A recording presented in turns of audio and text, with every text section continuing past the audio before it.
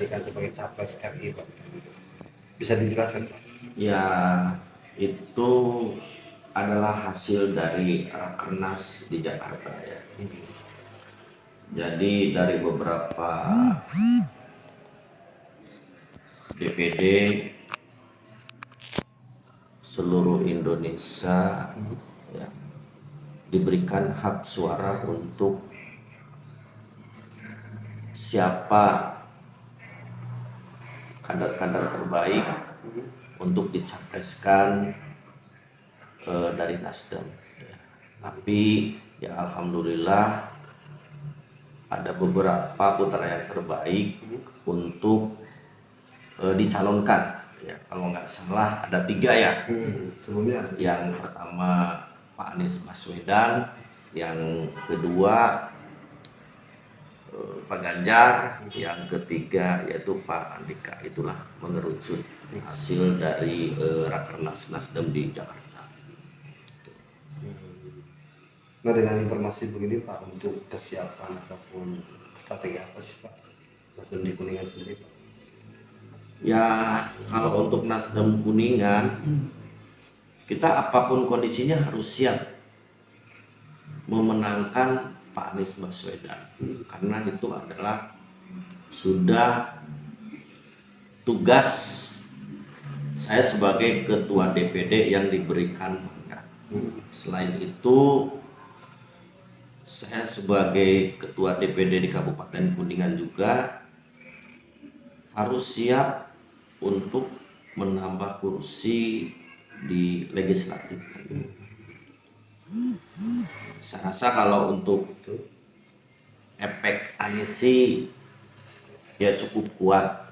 Kalau nanti betul-betul di pencalonan itu di injury time katakanlah memang betul-betul ketua umum untuk mencalonkan Pak Anies Rashid Baswedan. Pak, untuk persiapan nanti milad sendiri itu jalan santai gimana, Pak? Nah, untuk menghadapi kegiatan Nasdem sendiri, Pak, di 11 tahun ini, Pak. Alhamdulillah ya, hari ini ya, kita buka warung restorasi 24 jam. Ya, tadi kurang lebih 1000 memberikan paket kepada yang kendaraan-kendaraan lewat dan masyarakat yang baru pulang hari Jumat, itu untuk ya memberikan surprise dalam pembukaan warung restorasi. Dan warung restorasi ini dibuka 24 jam. Beberapa jenis yang dijual ya kan. Yang pertama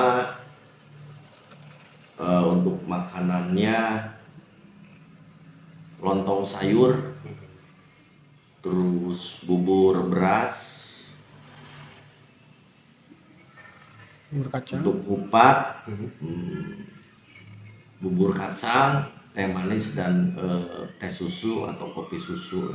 Jadi khas daerahnya, Pak. khas daerah itu. Jadi ini adalah kesempatan kepada ya khususnya masyarakat Kuningan. Biasanya anak-anak muda ini suka banyak yang nongkrong ya kan gitu.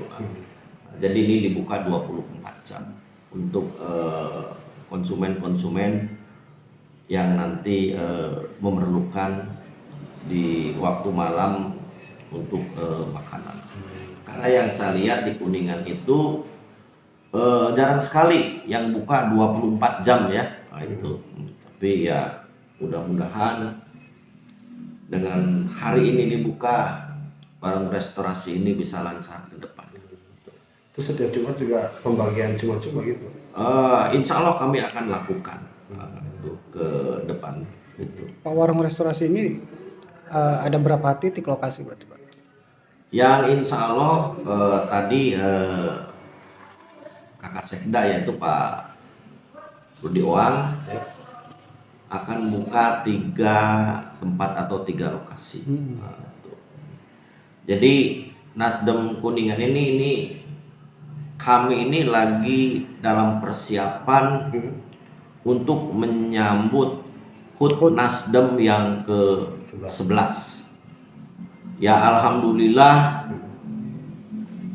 DPW Nasdem dan DPD DPP memberikan kepercayaan ya khususnya untuk tempat di Kuningan. Berarti Kuningan sebagai tuan rumah Gebiar untuk se-Jawa Barat. Nah, ini adalah suatu penghargaan buat DPD Kuningan. Apa dipilihnya Kuningan sebagai lokasi Gebiar ulang tahun Nasdem ini gimana sih Pak? Itu kan ada latar belakang itu. Untuk hal itu ya satu ya, Anies adalah kelahiran Kuningan. di Kuningan itu. Jadi obsesinya arahnya arah ke sana ya kan itu. Bagaimana antusias masyarakat terhadap Bapak Anies ini. Tapi alhamdulillah ya setelah Nasdem mendeklarasikan Bapak Anies Baswedan, relawan-relawan di Kuningan itu sudah bermunculan dan banyak malah sudah berdeklarasi itu, 1 minggu yang lalu itu di Sauma. Artinya selama kemunculan relawan ini koordinasi dengan Ketua Nasdem juga berjalan. Mereka dipersilakan untuk membentuk sendiri, ya kan gitu. Tapi alhamdulillah mereka itu datang juga ke sini gitu. Itu seperti ya Bu Nining, Bu Dada, ya kan, dan teman-temannya banyak yang ke sini silaturahmi. Malah mereka berbicara kalau bisa kepingin ketemu sama Ketua Umum Partai Nasdem, yaitu Bapak Surya Paloh. Ingin mengucapkan banyak terima kasih yang sudah berani mengusung Pak Anies Baswedan. Artinya Mama ini juga memang senior partai juga ya Pak? Ya mereka dari partai-partai sebelah ya, itu. Jadi ya itu tadi mereka ya mungkin karena tadi saya katakan Pak Anies itu adalah kelahiran Kuningan, itu adalah kebanggaan tersendiri bagi rakyat Kuningan ya kan. Ternyata Kabupaten Kuningan itu banyak melahirkan orang-orang hebat di luar Kuningan ya kan itu, yang saat sekarang berkarir di pemerintahan maupun berkarir di politik itu. Baik Pak, mengenai kegiatan Gebiar nanti Pak, itu serangkaian kegiatan apa aja Pak, bisa diuraikan? Untuk kegiatan yaitu tanggal 13 bulan 11 2022 ya kan, yang insya Allah tempatnya di Gedung Paramarta atau Pandapa ya. Itu ya secara lisan kami sudah komunikasi sama Pak Bupati. Alhamdulillah Pak Bupati sudah mengizinkan, tinggal kami ya membuat surat perizinan, yaitu akan segera kami buat. Dan dalam rangka nanti HUT Nasdem yang ke-11 bulan 11 ya kan itu akan diadakan yaitu jalan santai bersama Anies Baswedan kurang lebih 11 km. Rute mana aja itu? Rutenya dari depan sekretariat KONI ya kan sampai ke Jalan Pramuka ya kan. Dan mungkin nanti ke tempat jalan ini lagi apa namanya bisa aja nanti larinya ke jalan yang baru, ya kan gitu. Ya, Soekarno Berarti muter ya Pak? Mutar. Iya. Yang penting di situ start di depan gedung Sekeras Koni, nanti nyampainya juga finishnya di situ juga gitu. Dan di situ Betul. ada beberapa door prize atau undian yang cukup menggiurkan.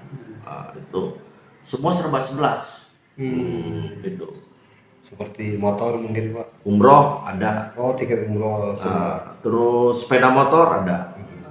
Terus sepeda ada, kulkas ada, TV ada, terus rice cooker ada, dan lain-lain sebagainya, yaitu berupa barang elektronik. Pak, terlepas kesiapan daripada nanti gebiar ulang tahun Nasdem Pak, ini momentum politik kan memang semakin hari semakin dekat ya Pak. Kesiapan untuk Partai Nasdem sendiri gimana Pak untuk di bakal calon legislatif Pak? Alhamdulillah untuk bakal calon, ya kan, sampai saat sekarang berdatangan terus. Itu kami di sini menerapkan yaitu siapa yang paling banyak menyetor untuk KTA-nya, silakan untuk memilih nomor. Jadi mereka itu harus berjuang dulu dan betul-betul kontribusi terhadap Partai Nasdem. Artinya Karena penentuan nomor urut dari jumlah KTA ya Pak? iya, jadi karena kami ini Ya. adalah partai yang tanpa mahar.